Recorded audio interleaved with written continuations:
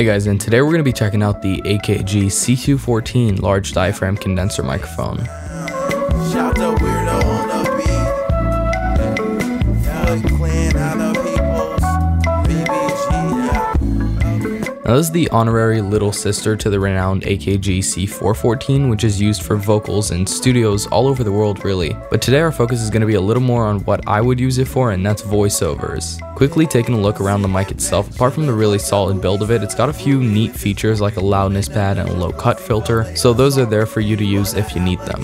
Alongside that, you get a hardcase, windscreen, and shock mount. The price tag on all of this right now is somewhere around $350, and that is a relatively substantial amount of money. So it's probably best to test it out first, and the best way to do that is renting.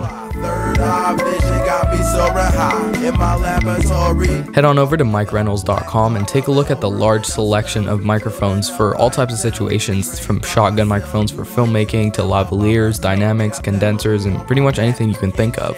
They've got really good prices on different models, and more importantly, if you do this kind of thing often, free shipping. Presentation's also great with these guys, and I won't reveal all of it, I'll leave it as a bit of a surprise, but there's a lot to look forward to with this whole ordeal, so definitely give it a go. I'll leave the link in the description. Onto the actual sound of it, I'm going to go ahead and play a recorded clip using the C214, and just for reference, I'm in an untreated room running it into a DBX 286S preamp. Alright, so this is the AKG C214 microphone test. Now this is going into my preamp, which is a DBX 286S. I've got absolutely no, I'm on what's called a process bypass right now, and what that does is it sort of turns off all equalization, all compression, everything. So what you're getting is just the raw sound of the microphone. I will of course add a little bit of that in the next test that I'm gonna do after this, just so I can show you a little bit of the potential of the microphone. So if you maybe touch up the audio a little bit, how it can sound. But keep in mind, I'm in a untreated room. I've got no filters on the microphone, so like basically all the low cuts and the pads and everything, it's just all on neutral setting. So here's about as raw of a sound you can get from the microphone as possible. Okay, and here's more of a realistic experiment to see what it would sound like touched up.